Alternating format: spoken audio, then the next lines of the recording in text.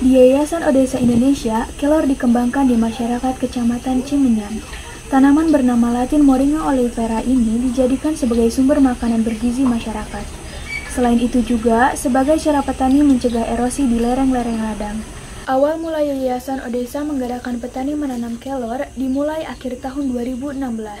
Saat itu, para pengurus Odesa menemukan banyak petani yang kurang baik gizinya.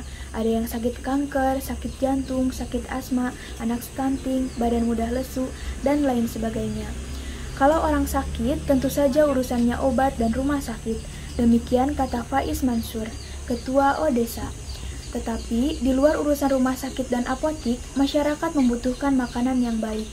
Yang baik itu dapat menambah gizi. Jika kelor dapat mengobati penyakit, itu dianggap bonus. Karena sadar akan tanggung jawab sosial agar gizi petani membaik.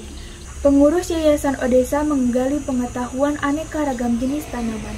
Dari situlah, Yayasan Odesa memutuskan pentingnya gerakan menanam banyak pohon yang menghasilkan gizi, termasuk kelor. Lagi pula, para petani di Cimenyan memiliki ladang yang sering menyebabkan erosi. Jadilah kelor sebagai pohon penghasil pangan bergizi dan pencegah erosi. Telah banyak bibit tanaman yang diusahakan oleh Odesa untuk para petani. Ada buah-buahan seperti nangka, sirsak, manggis, sukun, matoa, kelengkeng, pete, jengkol, jeruk, hingga pepaya. Tanaman kelor dijadikan skala prioritas karena daun, biji, dan bunganya bisa menghasilkan gizi serta pohonnya bisa mengurangi erosi. Selama 6 tahun berkegiatan, Yayasan Odesa telah banyak menolong orang dengan kelor tersebut.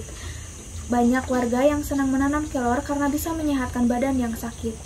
Ada ratusan orang yang melaporkan bahwa dirinya sembuh dari penyakit stroke, jantung, asma, encok, darah tinggi, diabetes, dan lain sebagainya.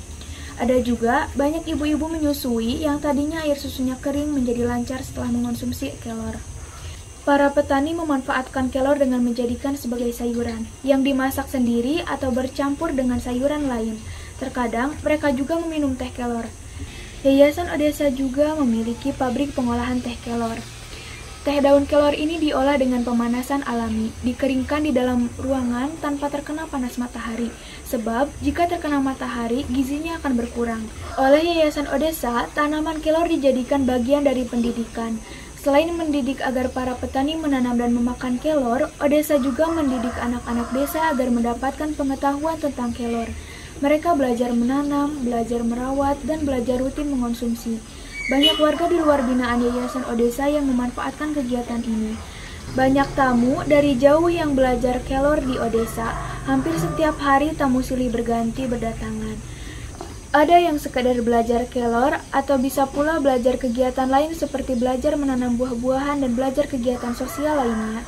Kalau kita baca berita-berita di internet, pengaruh kegiatan Odesa ini sangat luas karena di website itu menampilkan banyak informasi kegiatan Odesa, terutama berita tentang kelor. Yayasan Odesa banyak memberikan informasi secara terbuka kepada masyarakat. Misi dari yayasan ini mengampanyekan kelor agar menjadi makanan sehari-hari warga sehingga masyarakat mempunyai sumber pangan yang baik dan menyehatkan. Agar tahu lebih banyak tentang kelor, ayo kita buka website odesa.go.id.